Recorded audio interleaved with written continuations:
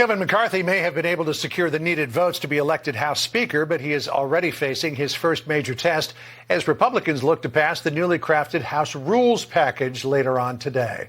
That may not be so easy, as some moderate GOP members have expressed concerns that McCarthy gave up too much power to the House Freedom Caucus in the proposal. Let's bring in Russ Vought, former Office of Management and Budget Director. He was involved in the negotiations, helped write it as well. You've been working on this, Russ, for months.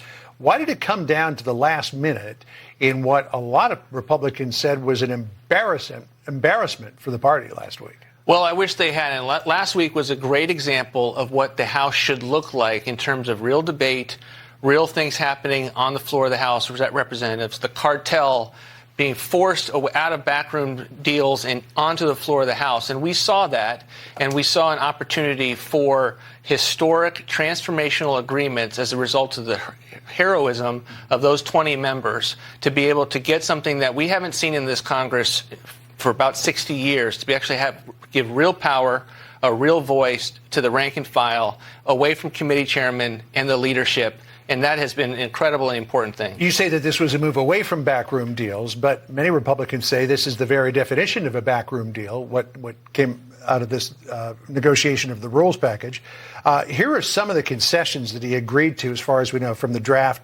You told me the draft pretty much holds over to what they're going to vote on tonight. A one-vote threshold to vacate the chair, choose a new speaker, more House Freedom Caucus representation on committees, including 3 of 9 seats on the Rules Committee. Separate votes on 12 appropriations bill, used to be that way. Cap discretionary spending at 2022 levels.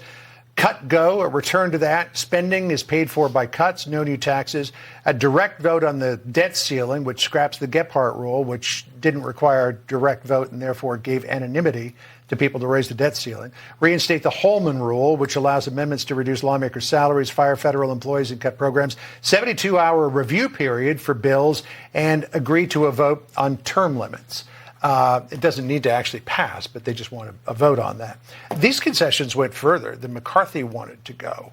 What was the posture of the Freedom Caucus members during these negotiations? Our way or the highway? No, absolutely not. I mean, I think they tried to start these negotiations during the summer, and they've been working on this for a long time. It's just that leadership did not come to the table with them because they thought that they had the types of margins electorally that would not require them to negotiate with the more conservative members of the conference.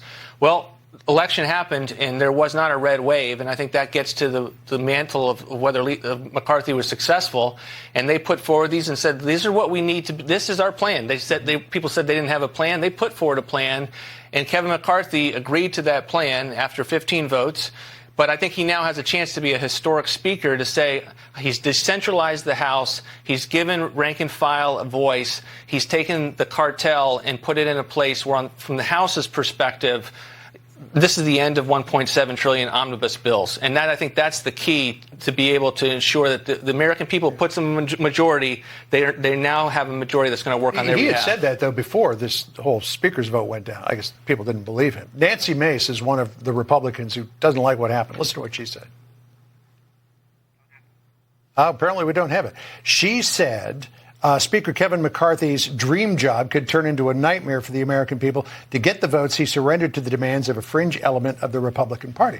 I think what she's saying there is that the House Freedom Caucus represents 6% of the House GOP conference, and yet they're getting 33% of the seats on the Rules Committee. How do you do the math there? Here's the thing. The Republican members run on a agenda that is not unlike where the House Freedom Caucus is. The House Freedom Caucus is where most voters, when they send the Republican member to Congress, they think they're getting a House Freedom Caucus member.